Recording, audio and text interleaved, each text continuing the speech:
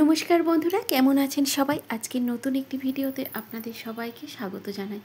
আমার যে সমস্ত বন্ধু যে প্রান্ত থেকে দেখছেন সবাইকে জানাই বড়দের প্রণাম এবং ছোটদের অনেক অনেক ভালোবাসা জানিয়ে আজকের ভিডিওটি আমি শুরু করছি উমা মহারাষ্ট্র থেকে। সকালেই আজকে আপনাদের সাথে শেয়ার করব মহারাষ্ট্রের একটা স্পেশাল রেসিপি, যেটা সবার খুব পছন্দের এখানকার। তো তার জন্য চাই রুটি, আর রুটির জন্য আমি একটু আটা মাখিয়ে নিচ্ছি। তবে রেসিপিটার জন্য একটু বাজরার আর রুটি নইলে ভাকরি ব্যবহার করা হয়, মানে খাওয়া হয় ওর সাথে। কিন্তু যেহেতু আমরা তো সেভাবে বাজরা বা ভাকরির সাথে অতটাও অভ্যস্ত নই, সেই জন্য আজ আমি গমের আটা রুটির সাথেই পরিবেশন করব। আর মাঝে মাঝে বানাই বাজরার আটা বা রুটির সাথে, কিন্তু আজ আর সেটা করলাম না। তো চলুন আমি আজকে কি করছি সেটাই আপনাদের সাথে সবজিটা শেয়ার করে নিই। সবজির মধ্যে রয়েছে শুধুই লঙ্কা। দেখে অবাক হচ্ছেন না? শুধুই লঙ্কার কি বানাবো? হ্যাঁ, আজ শুধু লঙ্কারই রেসিপি বানাবো। লঙ্কাগুলোকে বেশ ছাড়িয়ে নিয়েছি, বেশ কয়েকটা ঝাল লঙ্কা নিয়েছি, আর 10-12টার মতো এইগুলো ভাজা লঙ্কা নিয়েছি। এগুলোকে বেসন ভাজিয়া বানানো হয়, এই লঙ্কাতে পুর ভরে ভাজিয়া মির্চি বানানো হয়। এই লঙ্কাগুলো খুব বেশি ঝাল না, তবে ঝাল একবারে যে না তাও না, সেই রকমই মিডিয়াম ঝাল। আর তার সাথে 4-5টার মতো কাঁচা লঙ্কা, একদম ঝাল ঝাল লঙ্কা দিয়েছি। আজকে একদম কান নাক দিয়ে ধুঁয়ো বেরিয়ে যাবে এই লঙ্কার সবজি খেয়ে। না না বন্ধুরা, ভয় পাবেন না, বেশি ঝাল না এই সবজিটা।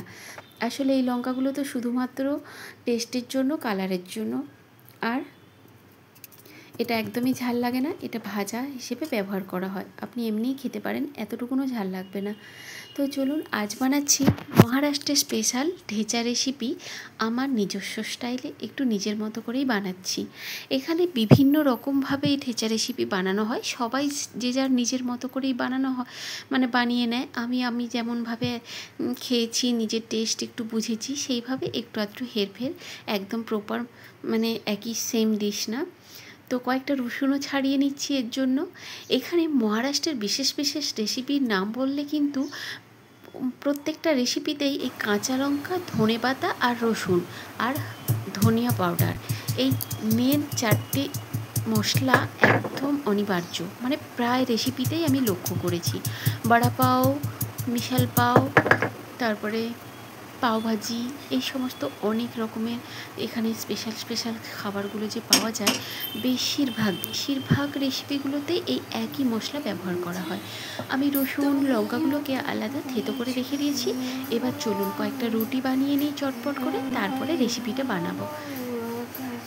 রুটিটা রেডি থাকলে তবে না তাড়াতাড়ি প্লেট খাওয়া যায় একসাথে চাটনিটা দিয়ে। চাটনিটা হলে তখন আর নিজেকে আটকে রাখা যাবে না, সেই জন্য রুটিটা কিন্তু আগেই রেডি করে নিচ্ছি। এখানে বিশেষ বিশেষ খাবারের মধ্যে তবে রয়েছে আরও ওই ধোকলা, বেশিরভাগই মানে ওই চালের ধোকলাটা বেশিরভাগ বানানো হয় এখানে, বাড়িতে দেখেছি। আর রয়েছে ওই গুজরাটি স্টাইলেও ধোকলা বানানো হয়। আর আর রয়েছে ডাল পাকোয়ান, এখানকার বিশেষ একটি খাবার। ডাল পাকোয়ান মানে এখানে একদম মাস্ট, সব্বার পছন্দ। যে কোনো বাড়িতে কোনো আত্মীয় আসুক বা কোনো কেউ আসুক আর কি, চটজলদি এখানে দোকান থেকে ডাল পাকোয়ানটা আনিয়ে নেওয়া হয়। এইগুলো এখানের একদম, আমাদের যেমন ওই লুচি আলুর দম, এখানে ডাল পাকোয়ানটা কিন্তু চাই। তো যাই হোক, এই সমস্ত আর কি এখানকার খাবার দাবারগুলো। তো দেখুন, গল্প করতে করতে আমার বেশ কয়েকটা রুটি কিন্তু হয়েও গিয়েছে। ঠেচা রেসিপিটা এক প্রকারের কোনো সবজি না, একটা চাটনি জাতীয় খাবার। যে যেরকম মশলা পছন্দ করেন সেইভাবে সে নিজের টেস্ট অনুযায়ী একটু হেরফের করে নেয় আর কি।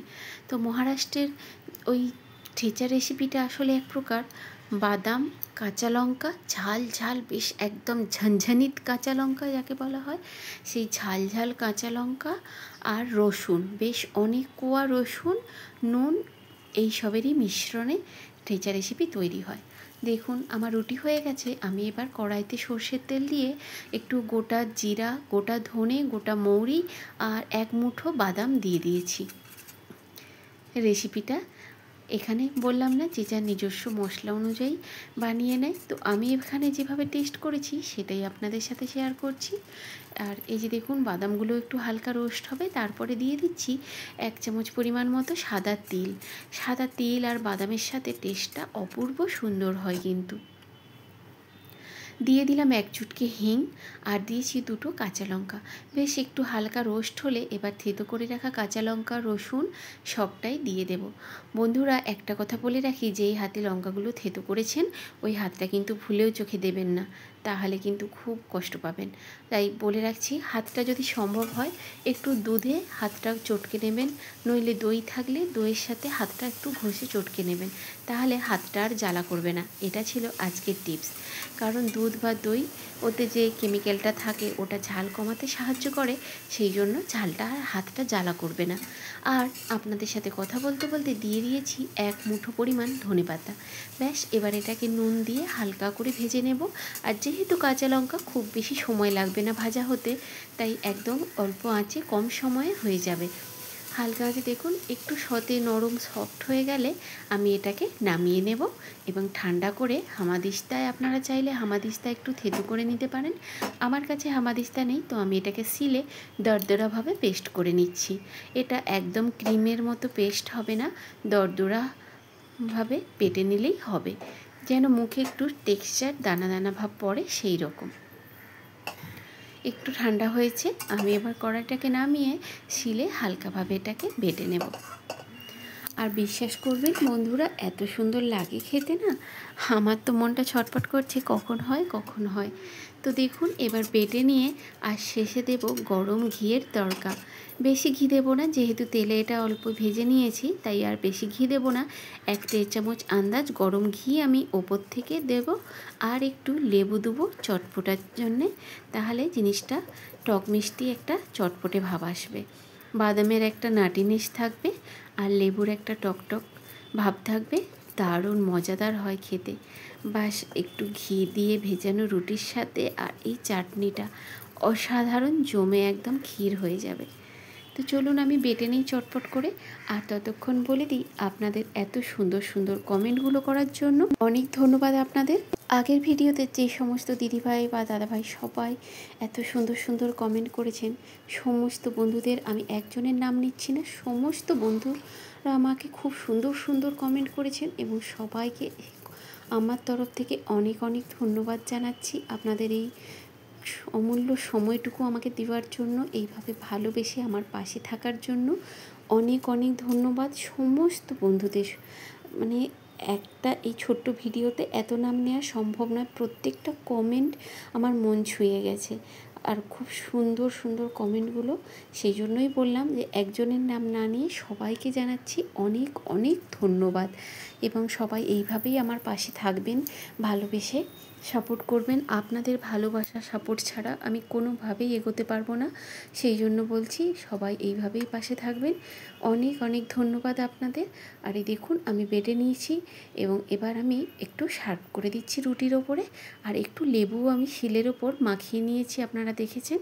এবার রোস্টের তিল কিছুটা আমি ওপর থেকে ছড়িয়ে দেবো গার্নিশিংয়ের জন্য। আর ওপর থেকে একটু রোস্টের তিলগুলো যখন মুখে পড়ে বেশ দারুণ কিন্তু সুন্দর লাগে দেখতে।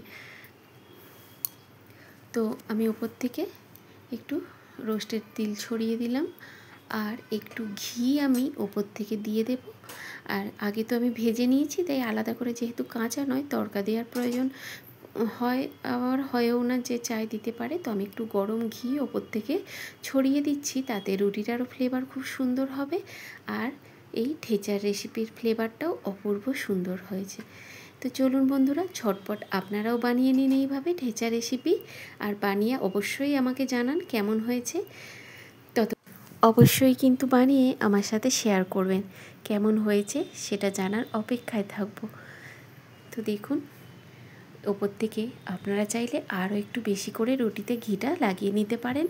আমাকে বেশি খুব পছন্দ করি না, সেই জন্য কম করেই দিয়েছি, কিন্তু ওপর থেকে ঘি একটু বেশি দিলে এর টেস্টটা দারুণ হয়। তো চলুন আজ এখানেই শেষ করছি, দেখা হচ্ছে আবার অন্য একটি নতুন ভিডিওর সাথে। ভালো থাকবেন, সুস্থ থাকবেন, নমস্কার বন্ধুরা।